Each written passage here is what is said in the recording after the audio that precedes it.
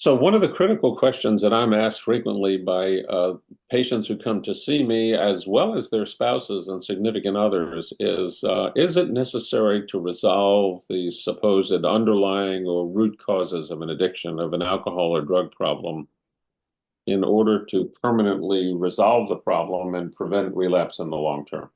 It's a interesting and very important question. Do we have to get to the root causes of the problem? Why somebody developed an addiction in the first place in order for them to successfully overcome the problem? Um, well, the answer is yes and no. To some extent, perhaps, not always, different for different people. However, there are some real limitations in trying to go down that road of looking for root causes. First of all, chances are that the variables that were operative way back when the problem got started in the first place may no longer be present. You know, person may be in a different stage of life. The things that were going on at the time that the problem developed may no longer be active or even relevant. Most importantly is that we can't go back and change the past. We can't rewrite history for anybody. So what has happened has happened. We can't undo it. And it's not the case that if we could just do the detective work, go on this long, painstaking search for supposed root causes, that once we found them, if they do exist, and the person became aware of them, they would have an aha phenomenon. Oh, that's why I got addicted in the first place. I guess I don't need to do that anymore. It simply doesn't work that way, right? It's not like discovering why you were vulnerable to addiction in the first place is going to help you get unaddicted or stop this problem from happening. It can help. I think it can be very guilt relieving and can be empowering for somebody to develop compassion for themselves, particularly if they were subjected to difficult or traumatic experience as a child, to have compassion for that child who grew up with certain deficiencies in their coping skills, with a view of the world and relationships with other people that ended up colliding with reality and causing them problems and causing them distress. I think there's much to be gained for understanding, in less judgmental terms, one's own developmental history and being able to put it in its proper perspective. That can be very therapeutic. In the cases of severe trauma, which are the exception and not the rule, there may be some value in focusing more intensively on what those traumas were. But most importantly, regardless of how severe the trauma was, the most important issue for people to focus on is how does whatever that trauma was, or that collection of negative experiences, or the whole picture of your growing up in general, how has the past affected the way you deal with things in the present?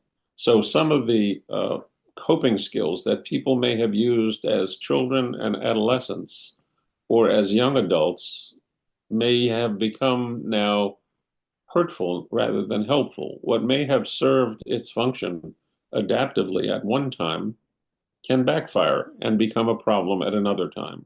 I'll give you an example. So somebody grows up in a somewhat chaotic household with one or more parents that were highly emotional, who were not available to provide soothing and emotional support when this child was going through the trials and tribulations of the developmental years.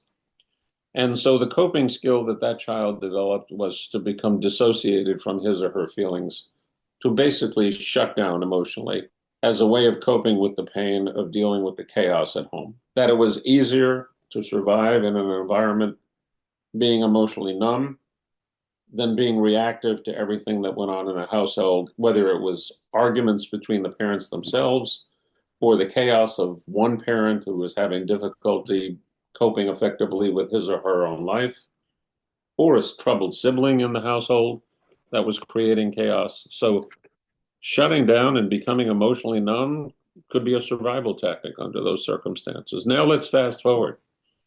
This person's in their 20s or 30s trying to develop an intimate relationship with someone in the hopes of maybe getting married, maybe having a family, or just having an intimate, consistent relationship Now their partner is saying, how come you're not emotionally present?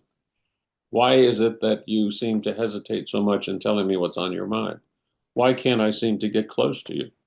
And the person may not be able to explain in words themselves why that is. They may not even be aware that their developmental history has basically taught them how to function, to behave in that way, and that it's what was once a self-protective mechanism is now maladaptive and causing them problems. Is it more important to dwell on the trauma of the past with that person and all the bad things that happened to them and take them back in time to relive that all? Or is it better to help them recognize how those experiences have shut them down in the present and help them little by little ease into the process of opening themselves up emotionally? And how do you do that? One is through the therapeutic relationship. That's part of what good psychotherapy does. You create an environment of safety for the person where they can share with you their most painful, embarrassing, difficult feelings, and seeing that not only are they not judged by you, but you can reframe it for them in a way that's more helpful. You're unconditionally accepting of them for who they are. They can learn how to come out of their shell, develop a safe relationship with the therapist that can then transfer to a safer stance and relationship with the loved ones in their life. That's the process by which traumas can be addressed.